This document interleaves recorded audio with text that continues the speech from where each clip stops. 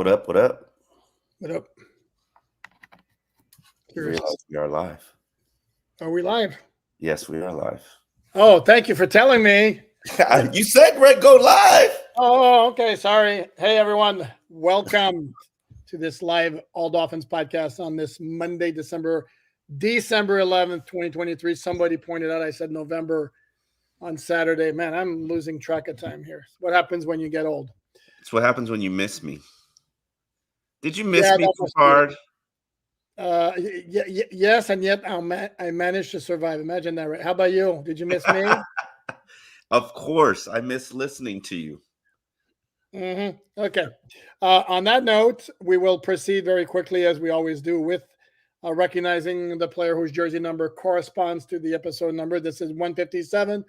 The first go around for 57, we did Hall of Famer Dwight Stevenson, whose number absolutely should be retired if we're going to retire jersey numbers. Today I'll go with Mike Colon, who's a linebacker, who was a 12th round pick in the 1970 draft. That's way before your time, Omar. Don't even try to rack your brains over here. No. Started for, I believe it was 8 seasons for the Super Bowl teams of the 1970s. Probably one of the more under the radar starters on that team, but a very solid player nonetheless. So, okay. All right. Aware of that. Big game tonight. Not really. Dolphins are going to spank. Dolphins are favored by 13.5 points. I'm going to confess something to you here. As somebody who wants to see the Dolphins win, but also a fan of entertaining good football in general, I much prefer those big games than those games where the Dolphins are favored by 13, they're favored by 12, they're favored by 11. And I'm sure there's some fans who couldn't care less. They just want the W no matter what. But again, to me, I'm like stoked about the December 24th game against Dallas already. The Jets game next week got a little bit more intrigue for me because Zach Wilson actually looked like an NFL quarterback yesterday. But this also speaks not only as much of it as I'm complaining about it, it speaks to the fact that the Dolphins have reached a level now where they're the type of team, I don't want to say they're San Francisco level, but that kind of team where they play an inferior opponent and they're going to smack them. Is San Francisco the new bar? Are they the gold standard of what NFL teams are or should be now? This season, if they're not clearly the number one team, I don't know who is. I think it's pretty clear that's the best team in the NFL. It's interesting. I've been a fan of San Francisco. For those who know me and have followed me for years, they know I've been kind of obsessed with San Francisco back in the Jimmy Garoppolo days, back when Mike McDaniel was the play caller that I never knew or did not know. I like the way that the 49ers are built. I believe that's how you win football games: big, fast, physical.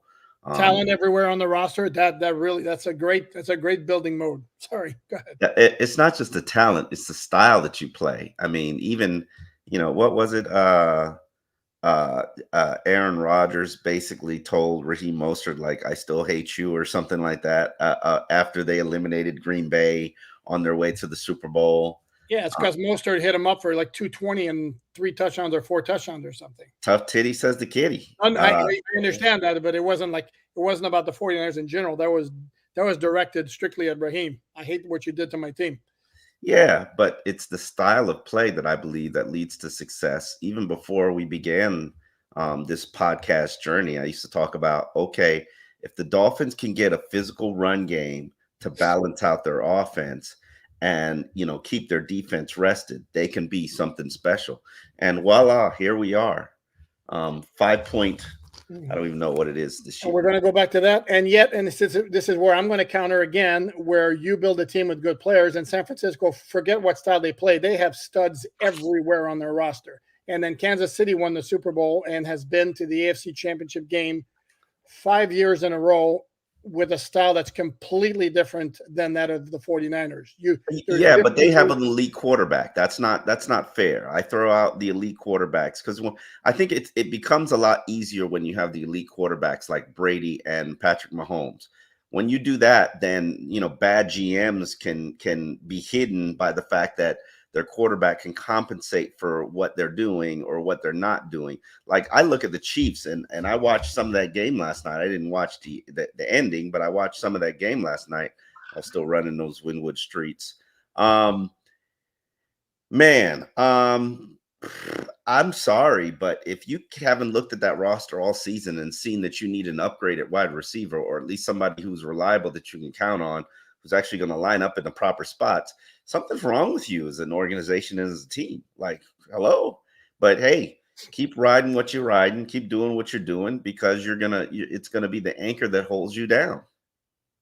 Well, absolutely, they deserve to get dinged for not addressing the wide receiver core. Having said that, they also put their faith on a lot of the young players, and who could they have gotten at the trade deadline is a big question. And I know you're going to campaign here for they should have claimed Robbie Chosen when they had a chance. Would that have solved all their issues? Who knows? And again, yesterday, I mean, seriously, not being able to line up properly and Drop. I hope there are no anybody here saying, yeah, they have a gripe because it's ticky tack. No, it's not ticky tack. They do lined up like exactly and actually ahead of the center. That's a clear penalty. Throw the flag. It wiped out like a great play by Travis Kelce, but c'est la vie. But we're not here to talk about the Kansas City Chiefs, are we? We got to. We can, especially since you're so obsessed with this AFC race for the number 1 seed, which why wouldn't you be obsessed with that? Yeah, before we teamed up together, I used to follow you to pay attention to what the heck is going on in the AFC. Like that was by far the best thing that you did, because you're so analytical about this team plays this team and this team plays this team and this schedule dates this schedule and this. I was just like, okay, dumb it down for me and make it make sense. So please educate the people about what needs to happen for the Dolphins to get the number 1 seed, because I know you know. And I'm going to preface it, but I'm going to scold anybody out there who's mad that the Bills beat the Chiefs, because we hate the Bills. And that may be you too, Omar, because I know you're petrified of Josh Allen. This was good. This was very, very good. Oh, no. I like it too. I like it too. As I told you, I'll let you continue. But as I told you, I know I'm gonna have to see my daddy. I know I'm gonna have to, and if I want to go win the Super Bowl, it's gonna go through him. So I gotta get that demon off my back. So but they're a flawed team. I mean, and if you don't think Josh Allen is a special QB, and tell them, then you just told me you've never watched the Bills play. I mean, the things he has to do on a team that's got limitations around him. Anyway. So here's the thing: what the Buffalo win did, it put the Dolphins in a position where if they take care of business at Baltimore on December 31st, that's the key game for the number 1 seed. Then the Dolphins, all they have to do in their other 4 games is go 3-1. December 31st. That's the key game. Sorry. Why am I hearing myself talk? I'm trying to share the video. Got it. Okay, and that includes Tennessee and the Jets in the next 2 weeks. Let's assume, given the point spread, they win those 2. That means you win at Baltimore. Then all you have to do is defeat Dallas on the 24th or defeat Buffalo in the regular season finale. Both games at home, you have the number 1 seed. That's what that KC loss against Buffalo did. Because KC, like it or not, even though they're a flawed team because of their wide receiver core, mostly owns tiebreakers over everybody who's ever existed in the NFL. Going back 5 years. I mean, it's ridiculous. Even in the division. Because I'm sure if you saw, Denver's now only a game behind them in the AFC West. But KC owns every tiebreaker there too. So basically they're 2 games ahead with 4 left. So, and as far as the AFC's title, the Dolphins' magic number is 3. So that means any combination of a Dolphin win or Buffalo loss adding to 3 gives the Dolphins the AFC's title for the first time since 2008. There you go. Tony Soprano. Why not us? You remember that year?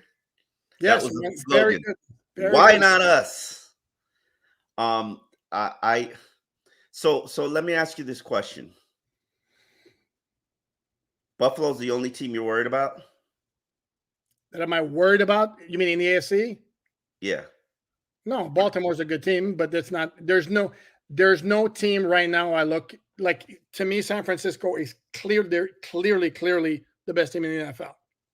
Like, it's the one team where I would tell you anywhere they play, that's who's favorite. I can't say that about any other team, and that includes the AFC. Baltimore's a good team. They can be had. They got lucky yesterday. And by the way, yes, Dolphin fans, I'll spare you the protests or the comments. That was a block in the back that sprung him on the game-winning punt return. There was a clear block in the back, maybe 3 yards after he started going upfield. Yeah, but you don't call plays like that to decide games. Although the argument is that it decided the game because you didn't call it. So, and that guess what? That happens. There's bad calls everywhere. The officiating in the NFL has been, bad this year. So no, I think every you're no team longer has worried about Jacksonville and Baltimore. Right now, are they automatics? You face them in the playoffs. Is it an automatic? No. I'm talking about for the number 1 seed. I'm trying to. Oh, no, I think it's Kansas City, Baltimore, Miami. I can't even like rationalize this team with home field, not just home field advantage throughout the playoffs, but a first round bye. And here's the thing, to the flip side. Let me go ahead and play the other way around. If Baltimore beats Miami on New Year's Eve, they're under the same scenario where all they have to do is go 3-1 2-1 in the other 3 games. But they have at Jacksonville on Sunday night. They have at San Francisco on Christmas night. See why I always follow Poupart? Oh, there you go. And then they play Pittsburgh at home in the regular season finale. So I think the Dolphins' path to number 1 is easier if they win that game than Baltimore wins that game. But I think it's coming down to Baltimore or the Dolphins. Interesting. I'm of the opinion that the number 1 seed would be phenomenal, but the number 2 seed is key and critical. So hopefully that they're in one of those 2 spots.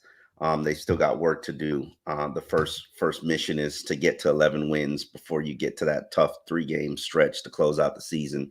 And as I've always said, and Baltimore is Baltimore. They're going to be a scary team. They play a physical brand of football. If you're the Miami Dolphins, you can beat anybody if you take care of the ball and you play good defense. The problem that they've had in a lot of those tough games, especially on the road, is they have not taken care of the ball. I think that that's something that they can clean up and address. I think it's one of the issues that they have to fix before they can enter that stratosphere of the Super Bowl elites. But I think that they're well on their way. To me, the team that bothers me or worries me or concerns me is Buffalo at all times. I know. At all times. Of the final 3 games, I look at Buffalo as the hardest game. And for obvious logical reasons. If you haven't figured it out yet, Josh Allen is your daddy. And he hasn't played anything but phenomenal games against Miami. And he's, I'm still waiting for somebody to hurt him, because it blows my mind that you can play 17 games with that style on a consistent basis and still make it a complete season. So you still got a couple more games for somebody to give that man a nice whack that him and Patrick Mahomes. But Patrick Mahomes is a little bit more elusive, and I love when he scrambles because he's going quickly and he's going to the sidelines, where Josh Allen does not play that style. Josh Allen is still trying to run you over. Yeah, well, Mahomes is a little bit more elastic in terms of body type. Josh Allen is just huge. It's like tackling a linebacker. There were a couple of plays yesterday. He took some big shots, and I'm like staring at him to see if he's getting up. Wobbly as Omar has disappeared from us, hit the wrong button. Probably that's what he's been doing lately. But that's the difference between the 2 of them. Josh Allen plays a semi-reckless kind of style. Omar's back. Hit the wrong button again, didn't you? It's so funny because it's like, it's not a button. It's the comments. Whenever I'm trying to scroll to the comments, if I go far right, it just like wipes the whole screen off. And I have no idea why it does that. That is weird. On that note, how about we start tackling some of these? Yes. Comments? Yes. Okay. Let's go back to the top, because these are the people who put the comments before. Oh, let me address this. How's the food in the press box at Hard Rock? Wow, harsh. That's why I don't cover the games from the press box anymore. Oh, I'm kidding. I'm joking.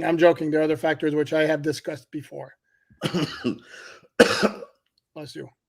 Thank you. What do we got here? There was a comment in German. Sorry, I don't know. Omar, you speak German? No, Dankeschön. Sorry, this is from Mike Prio. Sorry, Mike, we don't speak. If you do it in French, I can help you, but not in German. Where do we go? Whoop, on time today? No, we were on time today, actually. I'm like, come on, man. We made it on time. Here we go. There were some I don't know what's happening here.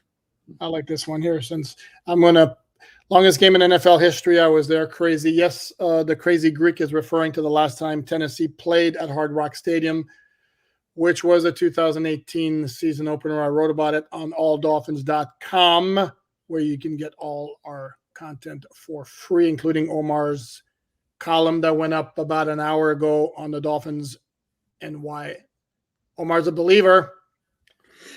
Because yeah, man. I've been fighting it for a little while now. As you know, I'm not a I cannot sit here like from the beginning when they were talking about Super Bowl back in OTAs and training camp. I was just like, why are y'all saying the S word? Like Super Bowl? That makes no sense. Why are Dolphins talking about the Super Bowl? Then I remember Xavier Howard said something about what Jalen Ramsey told him. He's like, yeah, this team, this was before Jalen got hurt. This team reminds me a lot of the Rams team that we had that won the Super Bowl in 2021 in terms of where all the talent was. And I asked Ramsey about it a couple weeks ago, and, you know, because apparently somebody was just like, yeah, I'm being misquoted. Jalen was like, I'm being misquoted. You know, I don't know. I try to stay in my lane, so I don't really pay attention to what people are saying to other people. But I asked him about it the other day, and he was like, yeah, if you match up this team from secondary playmakers, MVP talent, pass rushers, run game, you know, we match up quite well with them, with that team. Hell, you could even throw in coaching because I think that Mike McDaniel has shown you he's an innovative mastermind. I shy away from saying genius. And he was like, yeah, as long as we continue to get that have that focus of what we're doing, we'll have our opportunities. And I agree. And just watching how this team has conducted themselves and operated, you know what really sold me? I'm going to tell you what really sold me, Poupard. Just ignore everybody else on the podcast, okay? Okay. So everybody else, cover your ears. It's just for me. Go ahead. Yeah. It was really the Austin Jackson contract. And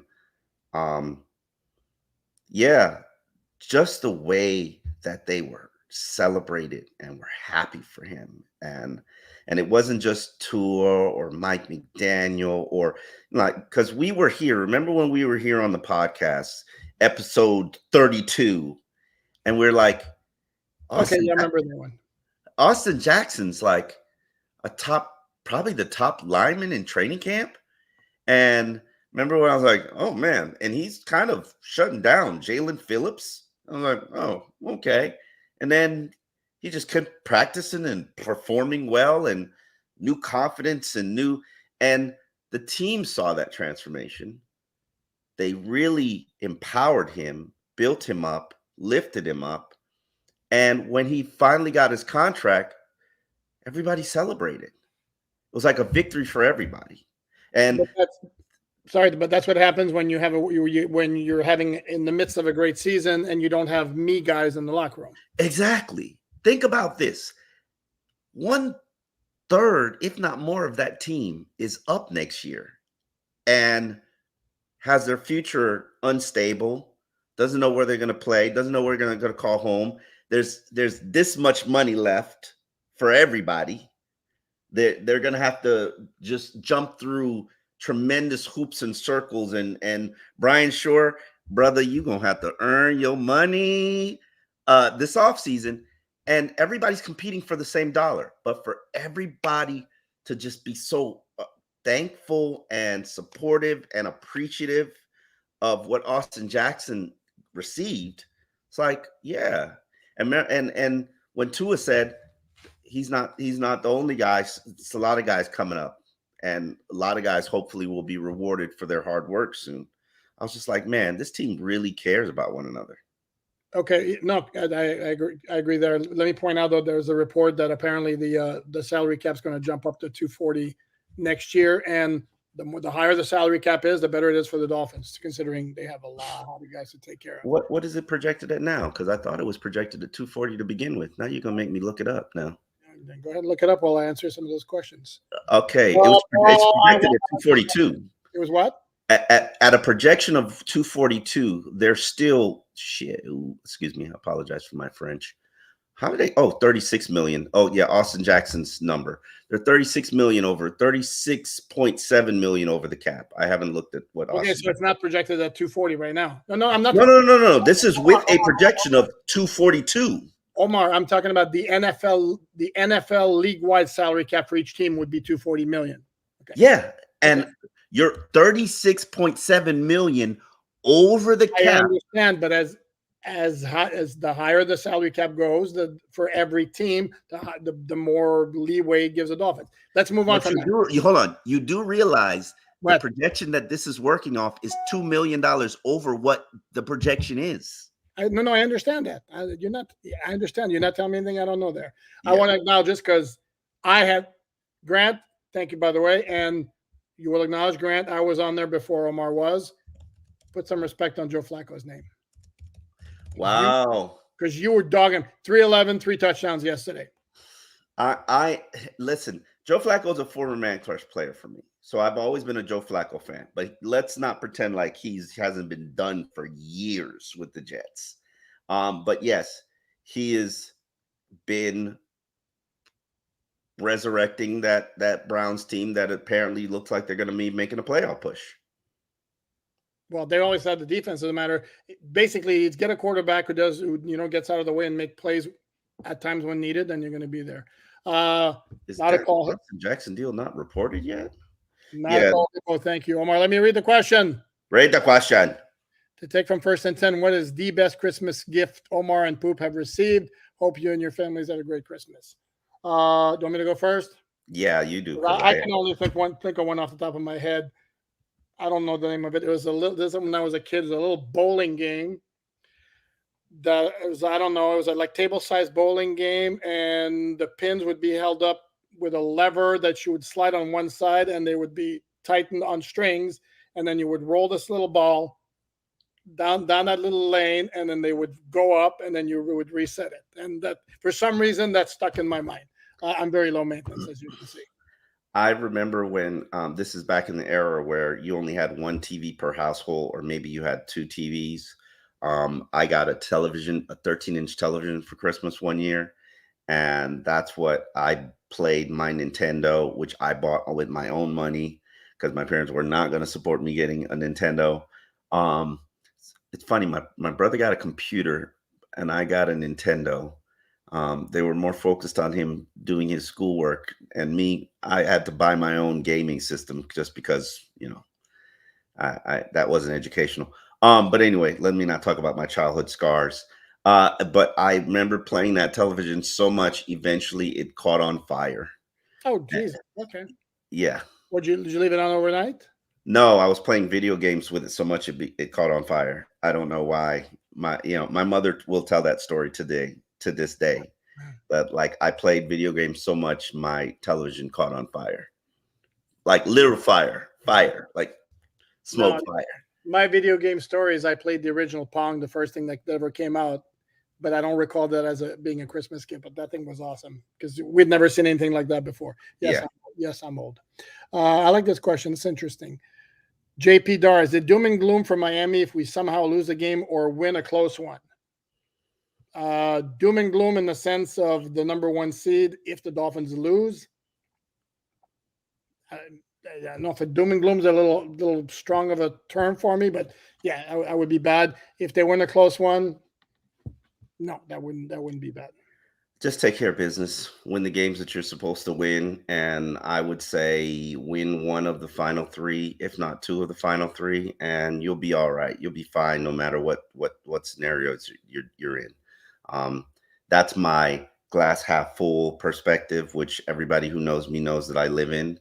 Um, Take care of business. And that means beat Tennessee tonight. That means beat the Jets next week on a short week. And that means Dallas, Baltimore, Buffalo, at least pull out one of them. At the least. Okay. Bare minimum. Steven, thank you. Oh my God, it's Miami Dolphins football day. Do we play a front line of 4 or 5 linemen the whole game to stop Henry? You want that one? That would be their base defense, which they have used from time to time. No, that would be their offshoot of their base defense, because their base defense is their nickel defense. That would be a line that features Raekwon Davis, Christian Wilkins, and Zach Sealer on the interior, and then your edges being Andrew Van Ginkel and Bradley Chubb. We will see it. How much we will see it totally depends on what the score is in the first half and how much Miami has a lead, and whether or not the Titans eventually abandon their style and their run game, which I don't think they will, because they're the Titans. So, except Steven, here's the thing: is the Dolphins. First of all, I don't even know they have 4 pure defensive linemen on. They have 4 pure defensive linemen on the roster, not 5. Well, because when they're 5 across, and Omar was mentioning Bradley Chubb and Andrew Van Ginkel, those guys are linebackers. So the Dolphins do not line up 5 defensive linemen or even 4 defensive linemen across. They haven't done it all year, maybe in goal line situations, obviously. But yeah, I could see Raekwon Davis getting maybe more snaps than he usually does, along with Christian Wilkins and Zach Sealer. I think Deshaun Hand is probably going to be playing a prominent role as well, just because of that groin injury that Christian Wilkins is nursing. So I think you're going to not try to overload your defensive linemen, because in my opinion, it all falls apart if they fall apart, those 2 key defensive linemen. Yep, absolutely. Oh, this is an interesting one. Yeah, I would sub too as well. Also, Raphael, good point. I hope the Dolphins do a moment of silence for Titans tight end Frank Wycheck, who passed away over the weekend, 52 years old. And considering they're playing the Titans, yeah, I would massively hope they do it. See, you just told a lie, Mike. I just yawned. I am falling asleep. I need to take a nap, which is weird because I have to do the pregame show. So it's going to be a long day. By the way, gang, we're both old. Me more so. We both wake up early. So please. And I don't drink coffee. Please be I pound on the coffee. So I don't have that excuse, but please be understanding if we're like, I don't drink coffee, but I do need to start looking at other alternative sources of caffeine. Don't do Celsius. No, I won't. Celsius was giving me my. Let me not talk because they could be a sponsor. But yeah. Now, D-Hop even at this point was the best choice. The best choice for what? D-Hop even at this point was the best choice for what? You'll have to. Please explain. Yep, correct. We're not. We're not. Shall be very. Hold on. The Jets will. Carl says the Jets will not be a pushover. They will play like they have nothing to lose. Okay. It'll still be a 12-point spread. And here's the thing: is their offensive linemen can try as hard as they want. They still suck. Oops. Sorry. They're still subpar. How's that? Yeah. Was that too harsh? No. Did we finish addressing my column? No. Oh, whoa! What is that here? Alan sounding like Tony Romo? No, Howie. No. Don't like that. Why? Because I talk about Josh Allen and doing things, some crazy things at quarterback. Please. First of all, I wish I were Tony Romo making $18 million a year. How many million? No. Look it up. How many? 18 million a year. No, I think he's making more than that. Oh, okay. Well, sorry, you get the point. He's making ridiculous amount of money to call a football game. And I don't know about you, Omar, but I have never, ever had my sights set on watching a game and said, no, the wrong guy's calling it, I'm not watching. And if you're going to make the argument, well, he must be good for something, he gets all the good games. Well, yeah, because they're paying him all that money. I'm not a huge Tony Romo fan. I thought he was good at first. When he had this knack of like predicting plays, that disappeared, and now he's just I'm not a fan. Same here, and I cannot stand him calling Buffalo's games. It's just obscene. It's he has a man crush on Josh Allen. You have a man crush on Josh Allen. No, I just know he's the Dolphins' daddy. Okay. Josh Allen's a very talented player, but Tony Romo, man, goodness gracious, just it's kind of.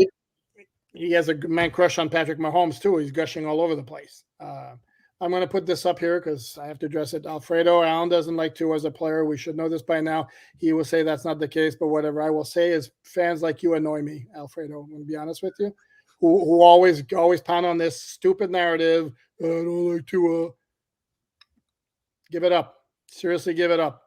If I don't praise him the way you want me to praise him, or I bring up something that as a caveat or nuance on a stat, when I personally, honestly, as a professional journalist, feel like the praise is over the top, I am still going to do it. Doesn't mean I don't like Tua. So please give it up. Please stop with these obnoxious comments because, quite frankly, they get a little bit on my nerves. Okay, let's move on. Here's a good one that comes from AC. Does Chase Claypool still play for us? Who? I'm sorry. he actually does. And he's coming back from having his knee scoped. We watch him run routes. I will say he looks like a tight end, but I've thought that for quite a while. Probably if he were, I don't know, I'm probably sure he's going to try to make the transition he's going to probably fight to play tight end a little bit longer, but he'll probably make the transition to tight end eventually. Can I make a point here? And this is like, again, Dolphins gave up practically nothing for him. They're not on the hook for big money. And for those who, because of his name, are expecting big receiving numbers, I think we're at the point where we should give up on the idea of anybody on this team having big receiving numbers other than Tyreek Hill and Jalen Waddle from time to time. That's who this. I got one here I really like. Actually, I like this. And I can address it because I'm old enough. Great White Willie Shark, 1976. Omar and Allen, it feels like 1984 again. You know what? There is absolutely something to that. I will say this.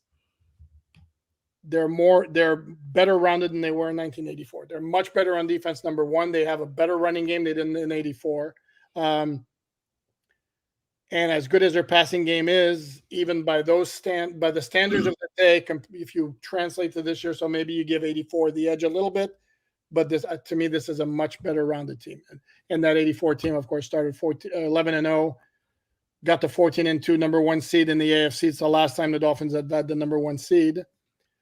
And then, educate the people. Yeah, but then they spanked in the playoffs. They won 31-10 in the first round against Seattle.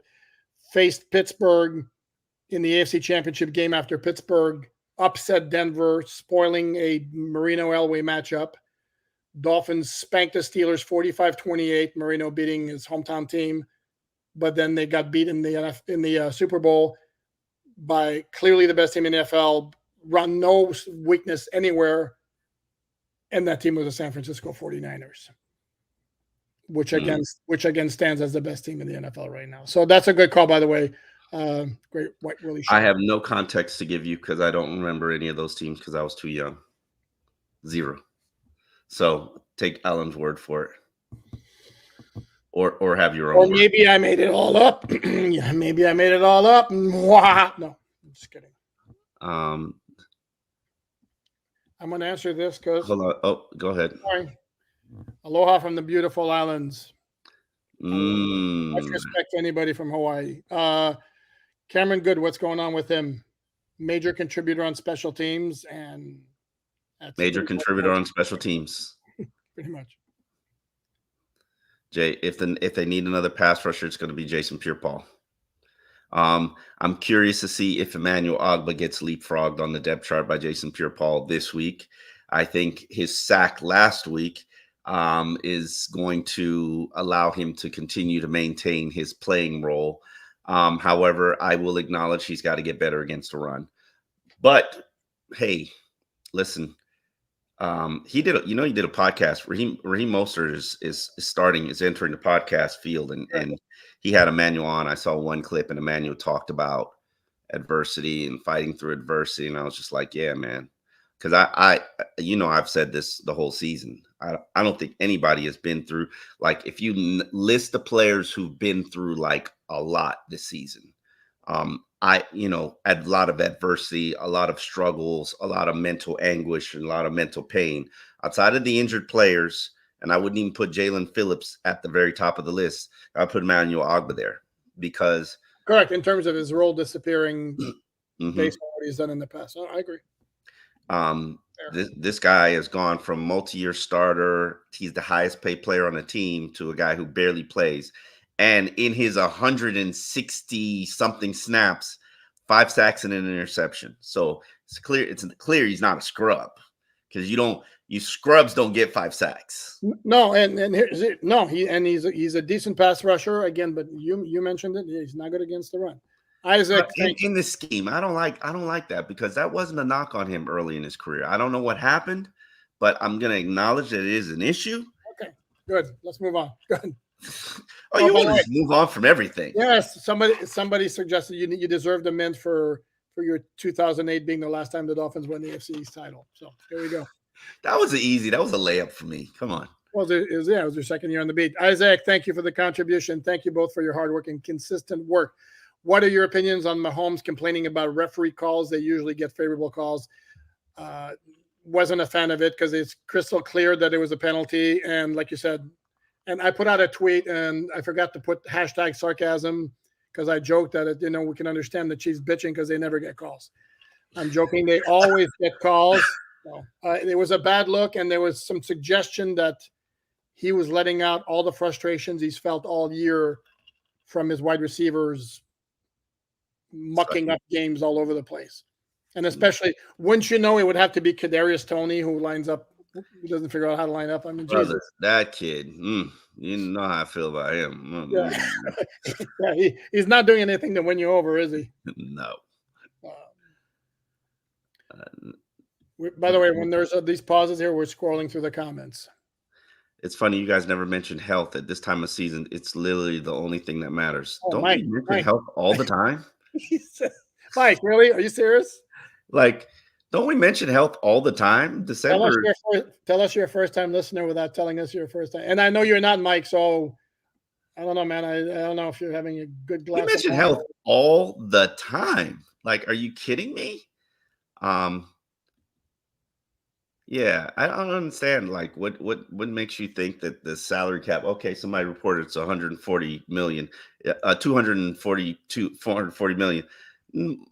It's been projected it's going to be 242 million. It's not a drastic rise, and I'm sure it's going to be more than 240 million. There's still. Can you just tell the people what they want to hear, and which is the truth, is that any amount the salary cap goes up, however little, helps out the Dolphins because they have salary cap issues. Yes, but also the money that they just used, which is the cap carryover, that was taking away from, that was going to negate what some of the debt that they have, because each team, this is complicated.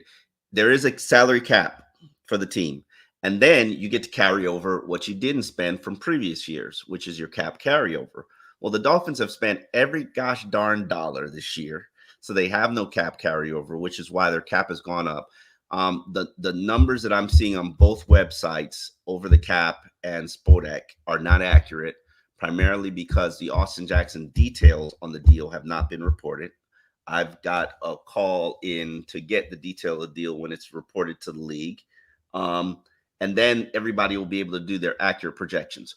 But I wouldn't sit there and stress about the cap that much in terms of the Dolphins being over, because they're going to be able to make 2-3 roster moves, 4 restructurings, including restructuring Austin Jackson's deal. All they got to do is change his base salary for next year into a roster bonus. and it'll make them commit to him for a third year, but it'll lower his cap number. They'll do the same thing with Zach Sealer. So all of these guys that have gotten their deals done this year, their salaries are going to go whatever they would do this upcoming season. It's all going to be a roster bonus. Steve Ross is going to write them a big fat check. We're going to push more credit card debt to the future, and we're going to be able to manage the roster. Even guys like Jalen Ramsey, restructure, roster bonus. So Steve Ross is going to be writing about, I would guess, 6-7 big fat checks. And he won't care. That's before he even signs players to contracts. And you're right. He won't care. No. Okay. I just wanted to address this real quickly. I got game New Jersey. Cincinnati and Denver hold the tiebreaker over Buffalo. And this is where I'm going to encourage you to go to alldolphins.com, where we've already got 4 stories from today, the games tonight. One of which is the Dolphins playoff picture after the Sunday games of week 14. And I explain in there are all the tiebreaker procedures. And yes, you're right. Cincinnati and Denver hold the tiebreaker over Buffalo because they beat them head to head. However, in the event of a 3-way tie, unless there's a sweep, the head to head doesn't apply. So if Cincinnati, Buffalo, and another team is involved and there's no head to head, Buffalo currently has a better AFC record, conference record than Cincinnati, which is the next step in the tiebreaker. And this is why I always used Poupart as my cheat sheet on all these factual ridiculousness tiebreakers. If Joe had anyway, it's such minutia that I just cannot wrap my brain around it. But that's what Poupart loves. And I love minutia. So you can find it on alldolphins.com. He is dredging and just going through the minutia of every single possible scenario and tiebreaker, and it's very informative. So you should look at that so you can have your big synopsis of what needs to happen. And you know what needs to happen for me? Avoid Buffalo. Ron, Robert Hunt has already been ruled out for the game tonight. There were 3 players listed as questionable on the final injury report. Teron Armstead, Javon Holland, and Chris Brooks. Chris Brooks is not going to be playing because he have to be activated. I don't see that happening. It's 12:42 right now, and those roster moves, if he's to be activated, 4 p.m. They're due at 4 p.m. Yes, but hey, listen. What?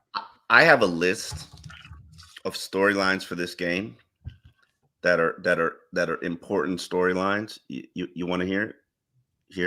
That's one of my regular day of the game stories. Oh, is it? Yeah. You can go ahead and write it. Okay.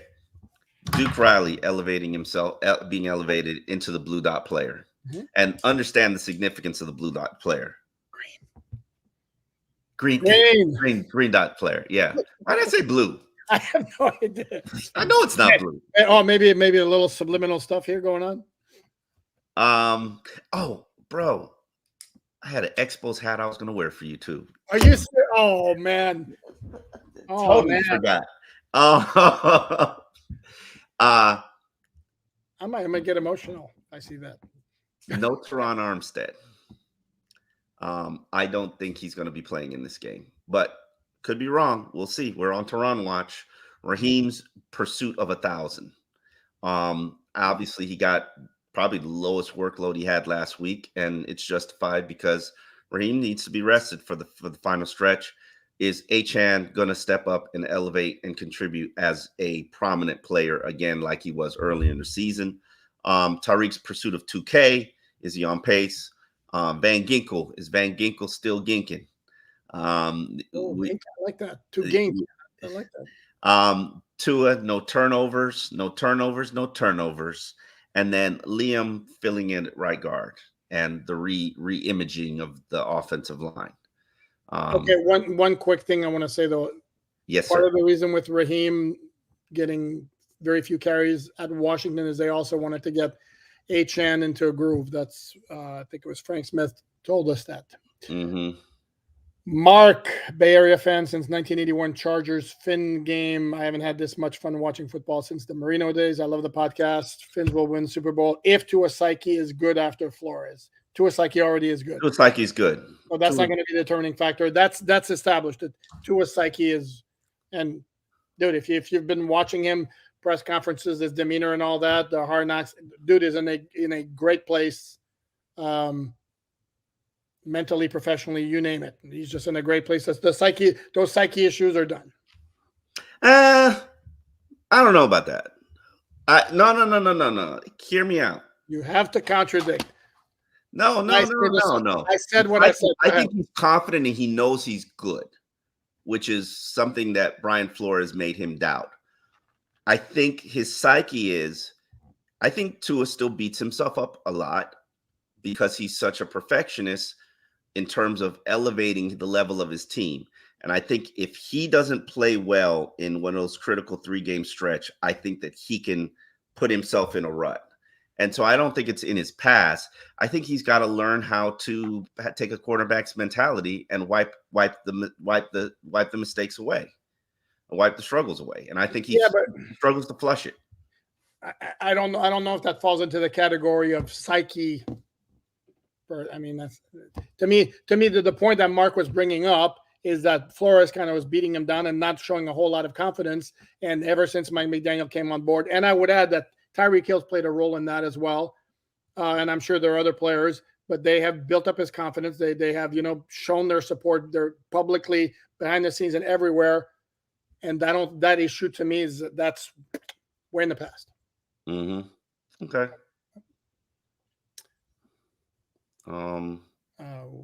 Hold on. 256 million is the salary cap. Did you say 256 million?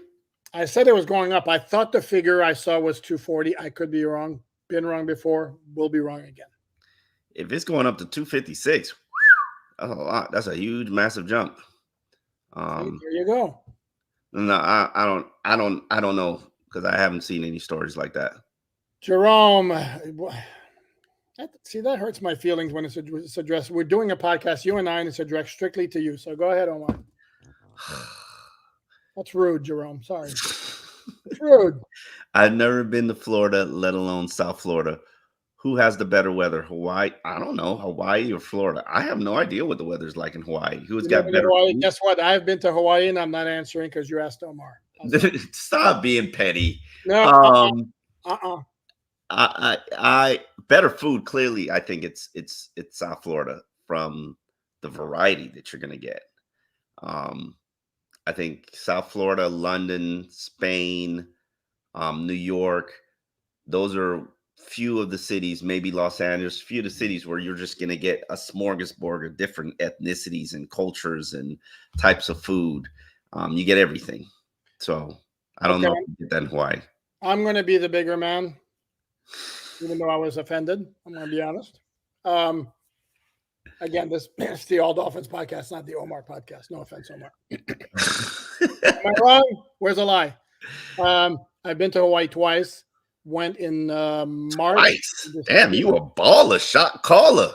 Well, here's the thing. I actually was lucky enough in one of my very last assignments at the now defunct Miami News in the newspaper to cover the Chaminade Christmas Classic, which involved the University of Miami. So that we went to Oahu for our honeymoon. Wife and I we did like 12 days, I think it was, 6 in Oahu and 6 in Maui. Okay. And the weather is not even close. Give me Hawaii every single solitary day of the week over South Florida weather. So that's my answer. All right, cool. Let me answer this quickly. Omar, are you still a gamer? No, I'm not. Oh, I'll take care of that. Yeah. We're just going to acknowledge here. I don't have the time to be gaming, to be honest with you. While I would love to game, I don't have the time to game. Okay, quick acknowledgement to Robert for the contribution. Thank you. Thank you, Robert. Great Willie White Sharks. Chris is going to play tonight. Omar says no, and I have gone back and forth. I'm starting to incline as Omar keeps shaking his head.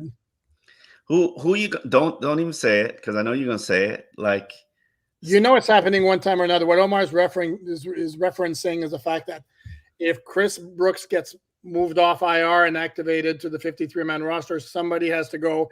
And I have said all along it's going to be either Robbie Chosen or Eli Apple, probably. Sorry? Or Eli Apple. or Eli Apple.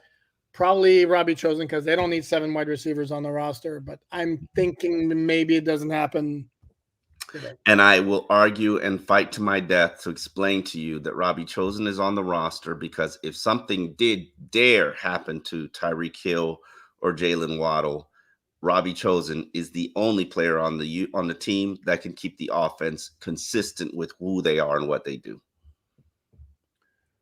Listen, I like this question. It's a good one.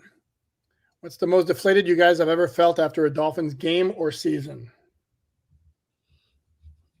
I'll answer. Well, do you think I'll answer for me? The one that quickly comes to mind, 2002 season finale at New England. They needed to win to get into the playoffs. They were up 24-13 with like 5 minutes left. Brady throws a touchdown pass where they score a touchdown, 2-point conversion. Now it's 24-21. I think I have my scores right. New England kicks off. Now there's like 2 or 3 minutes left. New England kicks off. And it takes a bad bounce. It's misplayed. The Dolphins wind up having to have the ball like at the 5-yard line to start their drive. They have Rick. This is a year Ricky Williams led the NFL in rushing. What year is this? 2002. Okay, I think I remember this. Go ahead. And then while they could have run the ball with Ricky Williams, they were aggressive trying to get a first down through the ball. Did not get the first down. Had to punt. New England gets a field goal. As I recall, I think New England won the overtime coin toss. Olinda Mari kicks it out of bounds, so they start like at the 40, drive for a field goal. I remember that. I remember all of that too. Oof. That was painful. Most deflated I've ever been was the entire 2007 season because you went into the locker room and day after day, players knew that their coach was incompetent and they had no chance to win the game. Injuries had watered down that roster to the point where they had nothing on it. And just there was this helpless feeling up until that Baltimore loss. More proof that anybody can get it on any Sunday. Greg Camarillo. Well, Baltimore was like 5-8 that year, if you remember when they did. And then if you also remember, Baltimore had a chance to win in the final seconds of regulation, and Brian Billick, for whatever reason, kicked like an 18-yard field goal on the last play of regulation instead of going for the touchdown. They were out of the playoffs anyway, which was very, very weird. So, Devin asks, is it possible that Tua takes a team-friendly deal to help get other teammates signed like Hunt, Connor Williams, Wilkins, Hollins, and Waddle? Absolutely not. Let's start with the fact that Waddle doesn't need to be redone this year. Holland does. But then again, they could force the issue and kick the can down the street like they did Jarvis Landry that season. Wilkins are probably going to be franchise tag. I think Connor or Hunt, one of them stays, one of them goes. But Tua is not taking any team-friendly deal. What Tua will do is restructure his deal in future years to allow the team to continuously create cap space. But that restructuring basically means, Steve Ross, write me another big fat check. Continuing to push the credit card bill down the road. Yeah, the idea of players leaving money on the table just to try to run it back, that's that'd be a rare bird who would do that. Yeah. No. Oh, hold on. No. Alex Seed, Alan, you're not understanding. The cap went down. No, the cap was not going down, was going up. I saw a headline, and maybe I shouldn't brought it up because I just saw a tweet very quickly. I didn't read the story. The cap was going up, not down. Sorry. Maybe I need to look at what this cap story is since you people are just continuously talking about it. Live in the now. I know I brought up the capocalypse, but okay, that's oh wow. Yeah, of course it's going to exceed 240. What? Joe Levesque.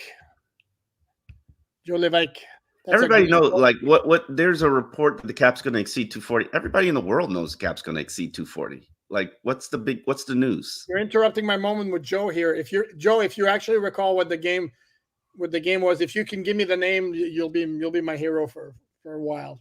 That's awesome that somebody recognized the game I was talking about. I have no idea what you're talking about. The greatest gift, the Christmas gift I remembered. The bowling game. Okay, yeah. There you go. It's going to be Sure. Craig is saying 256. Who is saying 256? Our friend Craig, who's just Who is contributed. projecting? Who in the world is projecting the cap's going to be 256? The tweet I saw was from Tom Pelissero. And like I said, my bad for not reading it. Tom Pelissero would know, by the way, since he works for Tom Pelissero knows. Network. If Tom Pelissero says the cap's going to be 256, then I believe the cap's going to be 256. But every single story that I read says the cap is going to be over 240. Okay, no, shoot, Sherlock. Can we please get Durham Smythe a touchdown tonight? Stop betting. That's what I'm gonna tell you to do. Or could it be that's flushing your money down the toilet. Or if you drafted him for fantasy football, you got the wrong dude. Yeah. Oh, that's interesting. Gee, would it be deemed a failed season if the Dolphins win only one playoff game? Nope. Don't change your bar. That was my bar at the beginning of the season. Win a playoff game. I agree. I got game. Whoa, what? How come Poop never tells me he loves me like Omar does on X? I don't like calling it X, by the way. I told the people I love them, Poop. They need to know you. You're a lot more lovey-dovey than I am. I'm like a little bit more reserved with my feelings. But have I not said I appreciate each and every one of you, even those who keep taking shots at me or keep saying things that I don't say? Interesting. This is a good question. Isaac Garcia says, who would you rather have at running back right now? If everything is in their prime, like, is that the question? Because we're not, or are we talking about during their Dolphins career? I was a big fan of Reggie Bush. One, Frank Gore is like one of my favorite dudes, close friend of mine. So I love Frank Gore. He was aged when he was here. Man, that's being polite. Frank knows what it is. I know. And he was still productive. His yards per carry average actually was. I think Frank can play right now and still be productive. I saw him at a fight recently because he's a big fight guy. He's on the 49ers staff because I always told Frank, like, bro, you need to get into scouting. Forget all this coaching stuff. You need to do scouting because too many of these teams don't have people who actually know what real talent looks like and what real ability looks like and knows how it plays in the trenches. And you do. And I'm glad he listened to me about it because he wanted to do coaching. I was just like, don't do that.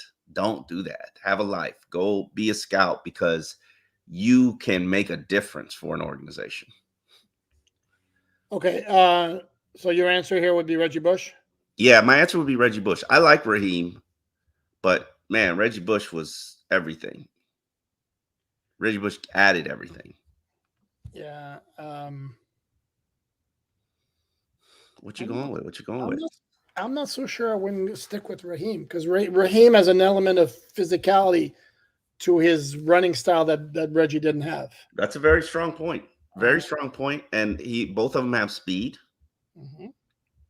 So I think to me would be the way this offense is constructed, which is the way this offense is constructed, I would go Mostert, Bush, Miller, Gore. Mm-hmm. And that's not my ranking of them as running backs. I'm talking about for the fit right now. Let's address this here. The Finn man, how come Tua is not on the MVP talk when his numbers are in the same stratosphere as the other potential MVPs? Wrong. He is very much in the MVP talk. In fact, the last odds last week, he was tied for fifth with Lamar Jackson, behind Brock Purdy, Dak Prescott. I forget. Jalen Hurts. We probably will slide behind them. Lamar Jackson certainly didn't hurt his cause yesterday by driving the Ravens to a game-leading touchdown. In the last minute when they needed a touchdown or they're going to lose. Prescott's stock is shooting through the roof. And by the way, do you see that side with Dallas that they might have tied a mark for most wins by 20 points or more in a long, long time. They have 8 wins by 20 points or more. And this is where we insert Yes, they played a soft schedule. And the Dolphins, as impressive as they've been offensively, have 4 of those by 20 points or more. Only poop hard stats. And Brock Purdy also, his stock's doing nothing but that. So, but Albert, I would like to address your question. Stop saying Josh Allen is our daddy. He is your daddy. He is your daddy. He pays child support. Be respectful to your daddy. He owns you. It's not even close. Put you over his knee if he wants to. Wow. And that's all. I'm not touching that. That's completely over. I will say that Josh Allen has given the Dolphins trouble. Although he did throw a couple of picks, was it 2 or 3 picks in the playoff game last year, which is the only reason the Dolphins were able to stay in the game. Mike Manjaras says, what's the percentage of us getting Ertz? I'm going to put it at 2%. Okay, Mike, here's the report. Again, the report I saw, this one I saw more clearly. Supposedly he's in talks with 6 contenders. Dolphins certainly are a contender. Dallas Goedert is back for the Eagles. I don't know how that would affect that situation. To me, Baltimore still makes the most sense for him and for team, given how much Lamar used to use Mark Andrews, and now he's gone. So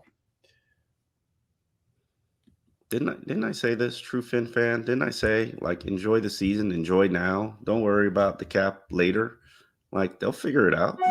Steve Ross is writing big fat checks. We know it. Like, they'll figure it out. Enjoy this team, enjoy the season. Don't take it up before I give my love you back. I promise. Love you. Love you. Oh, damn. Did I ignore the love you poop part? Somebody who tells me they love me, I love them back. Is that wrong? Probably not wrong. Probably wrong, actually. This is a weird one. I don't know what to do about that one. Poop's beard better than Brian Flores' ego. I have no idea what that means. It's funny, but I have no idea what that means. And by the way, I've mentioned a couple of times the beard which I've had since I've been married, basically since after we got back from the honeymoon 18 years ago. I've like thrown out the idea a couple of times of like, maybe I should, like, for a change, and it was like always no, and my kids were like, no. So no, staying. Let's address this one though, and I'm gonna have you back on this one. I got game New Jersey. Josh Allen is 0-1 versus McDaniel in Miami. Just saying, you do realize the stats in that game were 497 yards for the Bills and 245 for the Dolphins. It wasn't because Josh Allen wasn't moving the ball at will against the Dolphin defense. So. See, I got your back, Omar. Thank you. This is another one. Like, what is going on? What happened? Are you guys going to mention health? Like, when have we not talked about health? Like, Scummy, and we know you're here every day. We know you're here on every podcast. We talk about health all the time. Like, I'm puzzled. What do we need to say? If anything, we do it too much. This is an interesting one here. And and Bernard Taylor, who I absolutely love. He's on Instagram. He's a big Dolphin fan, and he's funny as hell on Instagram, and you can find him on all the channels. He's a firefighter, workout fanatic, big time Dolphin fans. Love his videos. Much respect for firefighters. I have cousins who were in that profession. That's a very good question. Also, there's a scenario where the Dolphins lock up the number 1 seed with a win at Baltimore. That's if they go 4-0 in the next 4, and would be resting players versus the Bill in the finale. Would they though? I personally don't think they would. Because then if they lock up the number 1 seed, and this team, they want the Bills. They want that first game was an embarrassment. They want the Bills, and that's you could tell of all the games that they're looking forward to that season finale. Yeah, but Omar, to me, it's a lot more about practical matters, because if you clinch against Baltimore, then you're going to sit your starters against Buffalo. Then you're going to have a bye. You're going to go 3 weeks without playing. I don't see that happening. What I do see is if anybody's got any kind of Yeah. injury, those guys are resting. But the idea of resting starters, I'm not buying it for a second. And I could be wrong, but I'm not seeing it. All right. Let's take a couple more because I got to take a nap. AARP members love naps. That is true. Yes, we do. I'm not even there yet. Do you remember? Like I fight with my daughter about nap time, especially on the weekends. And she's like, "Why do I have to take a nap?" And I'm like, "Because Daddy needs a nap." Like, yeah, and you think that's going to make a difference to Mila? Yeah, no, Daddy needs a nap. That's why we're taking a nap, and fortunately, she's working on it. No, I know. No, you were saying it like it's a bad thing. No, I love it. I'm dead. I am dead serious. I need a nap because I gotta do a 4-hour pregame show, and people don't realize this, but when you talk for 4 hours, it is exhausting. It is so. I mean, I'm complaining about something that I dreamed about doing as a kid. First world problems. Yeah, it's absolutely a first world problem. But I get so tired by the time it's over, and then the game starts. Imagine that.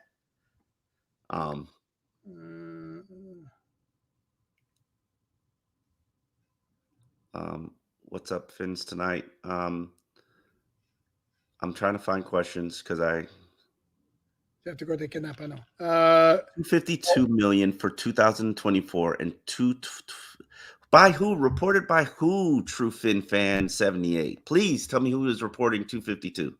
Please. This is an interesting question here. Will tonight's game be on Hard Knocks? I would imagine that's a very good question, right? It's going to be a very difficult all-night edit because more than likely their episode has to be turned into you have to do color coding. That takes a long time, so they probably saved like a 10-minute block to color code the episode.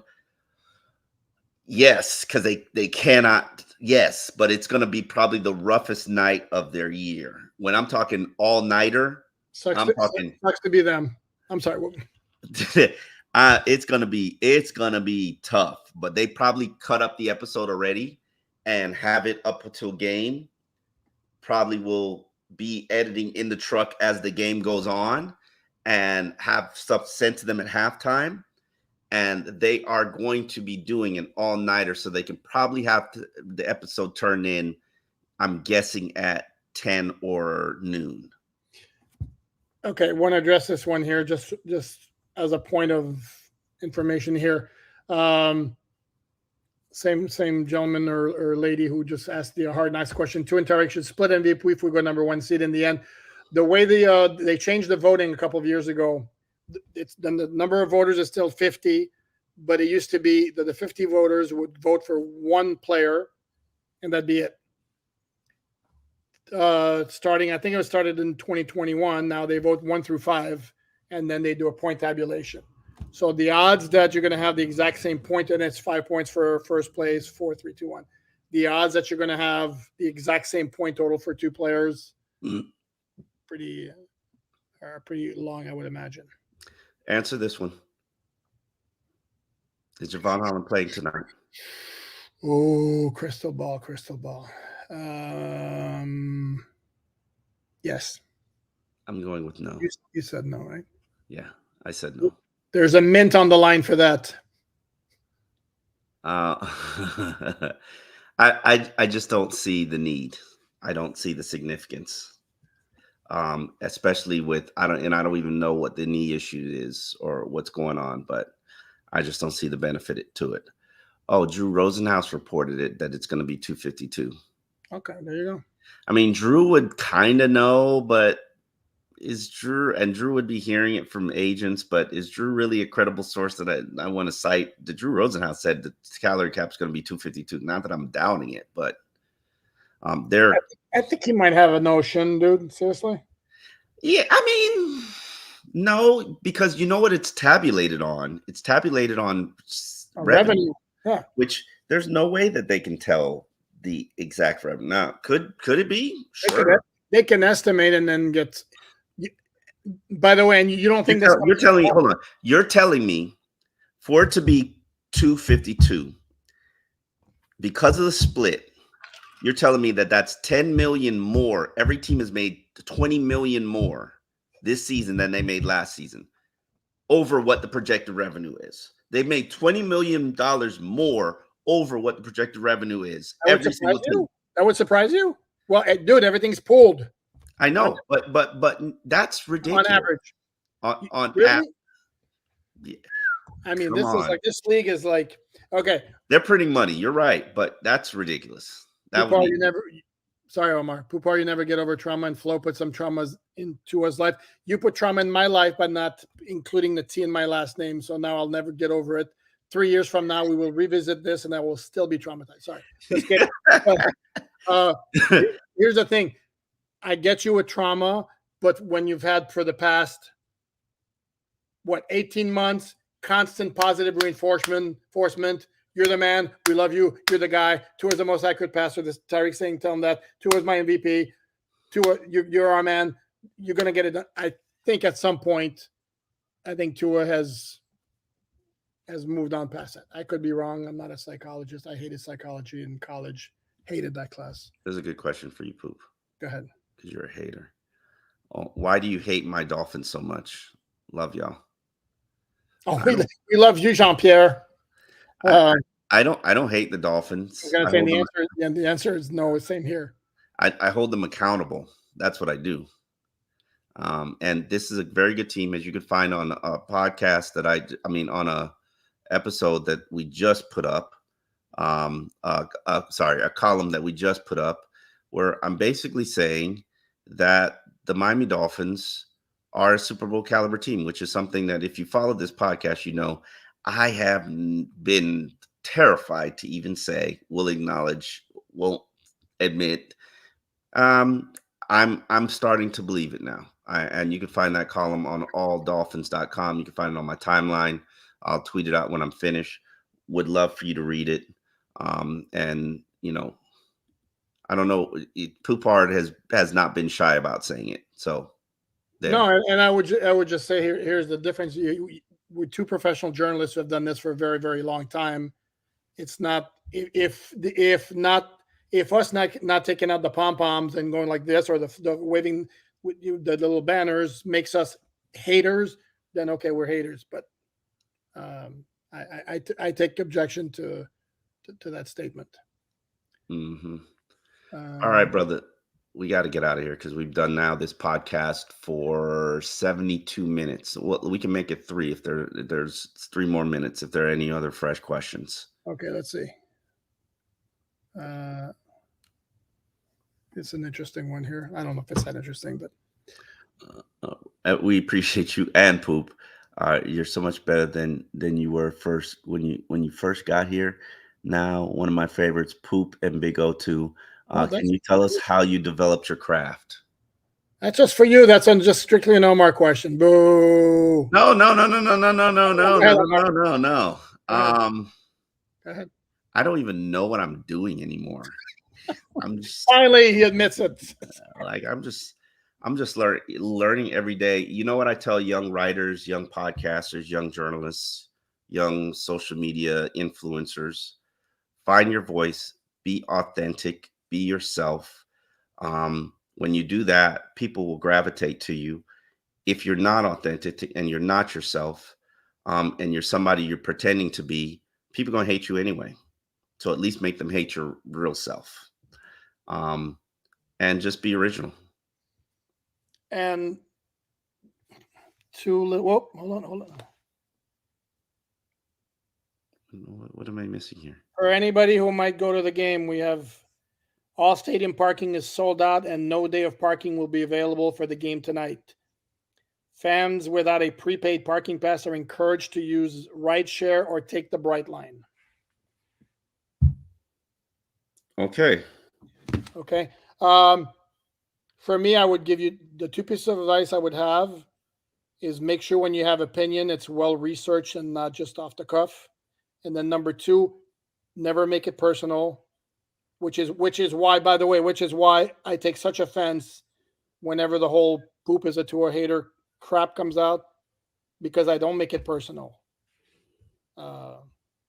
It's not. It's strictly about them as players. We have a contribution here. We have to acknowledge. Okay, go ahead. Oh, what that's a different contribution. I think I just saw the one you're saying. Yes, we have to acknowledge it, and I have to find it. Okay. Hey, go ahead. Sorry to stir the hornet's nest. Am I crazy to think Tua hasn't been stellar lately under the Sunday and Monday night lights? Spoop, that's all you. You know you're I'm trying to into. think. Well, they played at Philly this year. Wasn't great. What other than that game they played this year? Last year against Pittsburgh wasn't good. You have to forgive me. I have to look at my media guide here because I can't. At New England. At New England, he was solid in week 2 this year. And then the only other one I think last year was at Cincinnati. And we all know how that came out. So I don't know that I'd put some kind of big blanket over that, to be honest. Definitely want to acknowledge Kelvin. Thank you very much, Kelvin. Yeah, thank you, Calvin. I've been following you guys for decades. Loved your work. Guys, why do you make me read, Poop? I hate reading out loud. Want me to read it? I always had this trauma. I'm confessing here on our podcast. When the teachers required me to read out loud in class, I'd always have this trauma and have this anxiety. I hate reading out loud. Like, I loathe it. Like, I don't even really like reading to my children, even out loud, because I have to. It's like a stigma I have. And you make me do it all. You make your money is talking. That's okay. I'll go ahead and read. I talk, but I don't read out loud because then when I stumble, like I feel insecure about it. So it's all good. Okay. I've been following you guys for a decade and love your work. Thanks for that. Guys, Tua has already named the offense. Looks like money offense. LLMO, pronounced limo. And Tua is the dispatcher and has several drivers to choose from. Tyreek, Waddle, Raheem, and Achan, to name a few. I actually like looks like money. I like it. LLM. Is that a reference to when everybody criticized his passes, touchdown passes? Yeah, that's funny. Yeah, it looks like money to me. I was like, man, that is actually a nice name. And by the way, for those who keep bringing up the idea of this trauma, do you think if Tua was still traumatized and had issues with self-confidence, that he would throw like, I don't know, it looked like money to me? Or is he compensating? Is that what we're going to get to? He's so unique. Notice I said unique and not weirdo. I've taken like a 2-year beating for calling him a weirdo. Yes. I have taken a 2-year beating for calling him a weirdo, which was not my intent. He's different. He's unique. He's not weird. Even though Tua himself will admit I'm very like unorthodox. Quirky. And he is absolutely quirky. But it makes him lovable. It really does. He's a good dude. It's you add the two together. He's at heart a good kid. I mean, a kid. I'm 61, so obviously. Yeah. And for those who made it this far, how many people are watching live? 966. 966? Jesus Lord. I'm sorry I need a nap, people. But I'll share something with you that nobody has told you. And Tua had a conversation with the media the other day, and he was trying to see, he asked us for what our thoughts about Hard Knocks, like him opening himself up to Hard Knocks, and whether we thought it was a good idea. And a lot of us told him, like, we think it's a good idea because, like, people love you and people gravitate to you and people absolutely, like, people, I don't think Tua knows, like, the good portion of the world is obsessed with him, good or bad. And this is more than we would see with normal players. I just think I don't know what creates it, but everybody loves him, and I think that they want to see more of him and they want to know more of what makes him tick. And I just think he needs to show the world he's quirky, and I think it'll make people love him even more. So hopefully he does it. There's no guarantee he will. I like those historical questions because I like them. Parlay question I want to ask you: when the Finns played Washington, what will it take for the Killer Bees defense? Bob Brzezinski, aka the Finns Ring of Honor, should he be? Ooh, answer. Waiting. Damn. No. He was first of all, it's called a Dolphin on a roll, and then to me, he was a solid player. You can't put everybody up there. Okay. Ring of Honor. Well, Zach Thomas and Jason Taylor need to go in there. Cam Wake, absolutely, without a doubt. Rashad Jones? Borderline. Interesting. Borderline. But definitely long before Bob Brzezinski. And there's nothing against him. He was a good player, good solid player. But long before him, Jason Taylor, Zach Thomas, Cam Wake.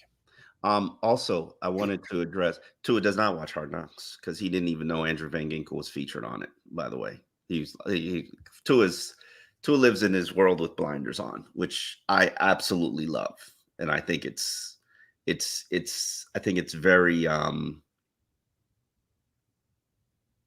I don't know what the right word I'm looking for is. I think it's perfect poetry for who he is. Like Tua lives his life like this. And if it's not within those blinders, he doesn't see it. And it's refreshing. No, I mean, again, if you're an NFL player, I think from whenever to whenever, from like mid-July to whenever the season ends, I think I'm sure he's not the only one who's like this, and they need to be like this. He's not the only one. Don't make it sound like he's the only one. He's not the only one. 15% of people can have that kind of like blinder focus on. In the NFL, no, they don't. Okay. They don't. And I'm rolling my eyes not because I'm a hater, but because I think that's a ridiculously low number. But you kidding me? Please. No, I'm not kidding. Name me 5 Dolphins that live their life like Tua with blinders on. Let me look at the roster. I was giving you all time. If you Ron Armstead. Bull crap. During the season. Bull crap. Okay, I said what I said. And I can tell you for a fact you're wrong. Go ahead. Okay. Poop, what time do you wake up? 6 a.m. You didn't answer my question. I want 5 players. Oh, for Christ, dude! If anybody I name, you're gonna go now. If I believe it, I'll give it to you. Okay, well, now I'm looking at you. You're gonna make me look at the roster. I don't even need this roster. You could go all time. You don't think Dan Marino was like this during the season? You don't think John Offerdahl was like this during the season? No. Okay. John Offerdahl. I don't know John. That's before your time. Okay. No.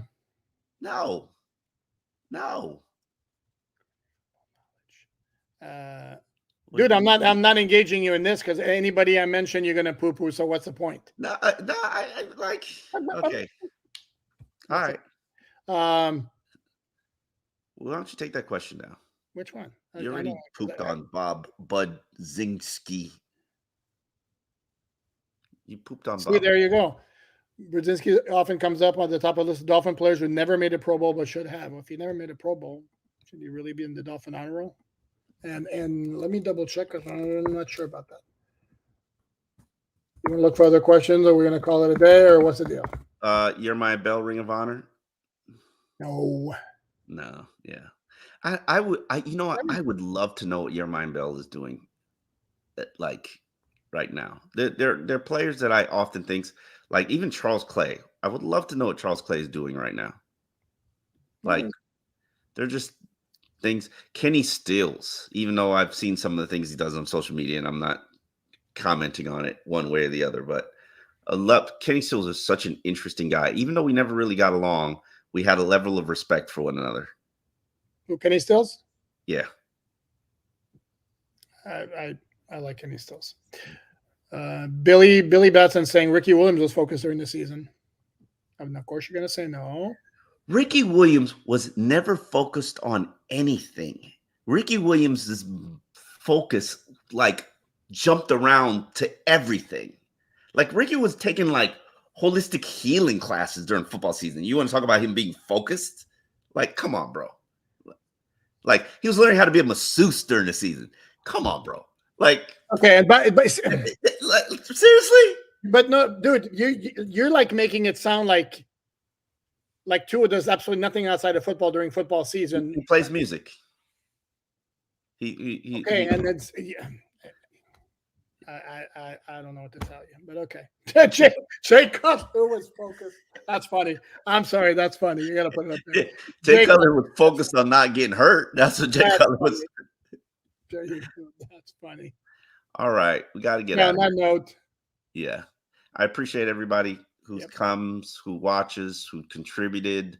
You know how to find our work. It's on alldolphins.com for free, no subscription, no paywall. Poupard's got 5 stories up right now. I'm positive about it. You roll your eyes on that thing. He's probably got another 5 planned for later. So you're never ever going to be lacking on content. And we will see you after the game. We will be doing a live show immediately at the gun. So we will be talking and wrapping up what our thoughts were about the Dolphins game. And if I haven't said this before, appreciate every single one of us, every single one of you who take the time to listen to the babbling that Omar and I do on a regular basis. Much appreciated. Much appreciated, folks. All right. We will see you later today. Oops, I should probably put up the